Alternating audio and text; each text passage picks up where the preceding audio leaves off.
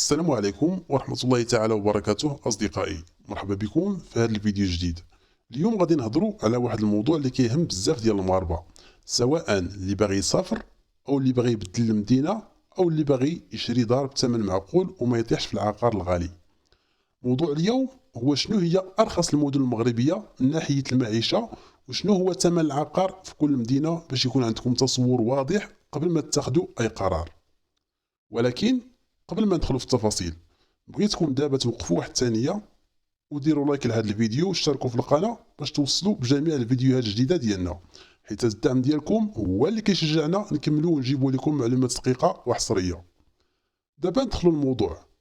المغرب ماشي كامل بحال، كاينين مدن العيش فيها غالي بزاف بحال الدار البيضاء والرباط ومراكش، وكاينين مدن اخرى المعيشه فيها معقوله ويمكن تقول ثمن مناسب بزاف، سواء في الكراء ولا في شراء العقار ولا حتى في الاسعار اليوميه. وهاد المدن ماشي غير رخيصه، ولكن حتى العيش فيها هادئ ومناسب للناس اللي باغيين الاستقرار والراحه النفسيه. اول مدينه غنتكلموا عليها اللي هي مدينه قلميم. هاد المدينه ولات من ارخص المدن في المغرب من ناحيه المعيشه، السكن فيها معقول بزاف، والاثمنه ديال الكراء كتوصل في بعض الاحياء ل 800 حتى ل 1200 درهم، وشراء الشقق كيبدا تقريبا من 250 الف حتى ل 350 الف درهم حسب الحي والمساحه.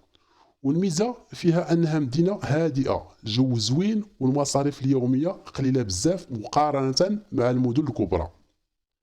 المدينه الثانيه هي مدينه مكناس، واللي هي اصلا مدينه معروفه بالهدوء والمعيشه فيها متوسطه وماشي غاليه. الكراء كيبدا من 1000 حتى 1800 درهم حسب الحي والمساحه، وشراء الشقه كيوصل بين 300 حتى 450 الف درهم. مكناس فيها الاسواق رخيصه، المواصلات معقوله، وحتى المواد الغذائيه الثمن ديالها اقل من مدن اخرى. المدينه الثالثه هي مدينه وجده، وهاد المدينه حتى هي من المدن اللي كتجي في المقدمه من ناحيه المعيشه. الكراء ممكن تلقاه من 900 حتى 1500 درهم، وشراء الشقق كيبدا من 250 حتى 400 الف درهم. وجده مدينه كبيره، ولكن المعيشه فيها باقا مستقره وما طالعش بحال المدن الساحليه. المدينه الرابعه هي مدينه خريبكه. اللي كيعرف خريبكه غيعرف انها من اقل المدن تكلفه. الكراء كيبدا من 700 حتى ل 1200 درهم، وشراء الشقه كيكون تقريبا بين 220 حتى ل 350 الف درهم. خريبكه كتعتبر مدينه مناسبه لاي واحد باغي يعيش بثمن قليل ويبقى قريب من الدار البيضاء، بحال شي واحد خدام تما وباغي غير يسافر مره. المدينه الخامسه هي بني ملال، واللي هي من المدن اللي كتعطيك واحد التوازن ما بين الثمن والجوده. الكراء فيها مناسب بين 900 و 1500 درهم، وشراء الشقة من 280 حتى 420 ألف درهم. وهاد المدينة فيها طبيعة زوينة بزاف، وأسعار المواد الغذائية في المتوسط.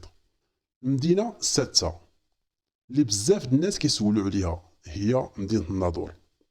هاد المدينة معروفة بالتجارة، ولكن المعيشة فيها ماشي غالية بزاف. الكراء ممكن تلقاه من 1000 حتى ل 1700 درهم، والشقق كيبدا ثمنها من 300 حتى ل 500 ألف درهم. الناظور فيها حركة اقتصادية، ولكن الثمن باقي معقول مقارنة مع مدن الشمال الأخرى. وهنا كنجيو لمدينة تطوان. هاد المدينة زوينة بزاف، ولكن رخيصة نوعا ما مقارنة مع طنجة. الكراء فيها كيبدا من 900 حتى ل 1600 درهم، وشراء الشقة كيكون ما بين 300 حتى 480 ألف درهم. تطوان مدينة نظيفة وهادئة بزاف، والناس ديالها واعرين وبزاف الله يعمرها دار. وكاينة حتى الحسيمة اللي الثمن فيها متقلب شوية، ولكن في المناطق اللي بعيدة على البحر العقار كيكون مناسب بزاف. الكراء ممكن يهبط حتى ل 800 درهم، والشقق كتلقاها من 300 حتى 450 ألف درهم في الضواحي.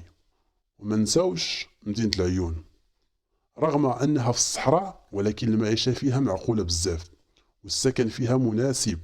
الإيجار كيبدا من 900 حتى 1400 درهم، والشقق ما بين 250 حتى 350 ألف درهم.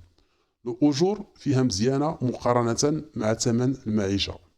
الخلاصة من هذا الشيء كامل، أرخص المدن المغربية من ناحية المعيشة عامة هي قلميم، وجدة، مكناس، خريبكة، بني ملال، وما نساوش العيون، والباقي كيجي في مستوى قريب منهم.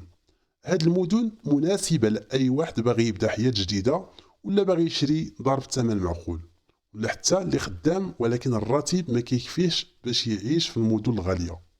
إلا كنتي كتقلب على مدينة رخيصة للسكن وكتفكر تشري عقار، نصيحتي هي دير واحد الزيارة قصيرة للمدينة وشوف الأحياء بعينيك، لأن الواقع كيختلف من حي لحي.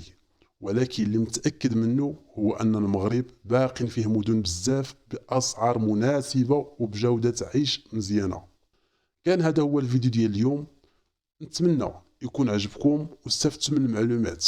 ديروا لايك للفيديو وخليوا لي رأيكم في التعليقات، شنو هي المدينة اللي كتشوفوها الأرخص من ناحية العيش، وشكون فيكم ساكن في شي مدينة من هاد المدن وشنو رأيه في الأسعار. نتلاقاو في فيديو جديد إن شاء الله، والسلام عليكم ورحمة الله تعالى وبركاته.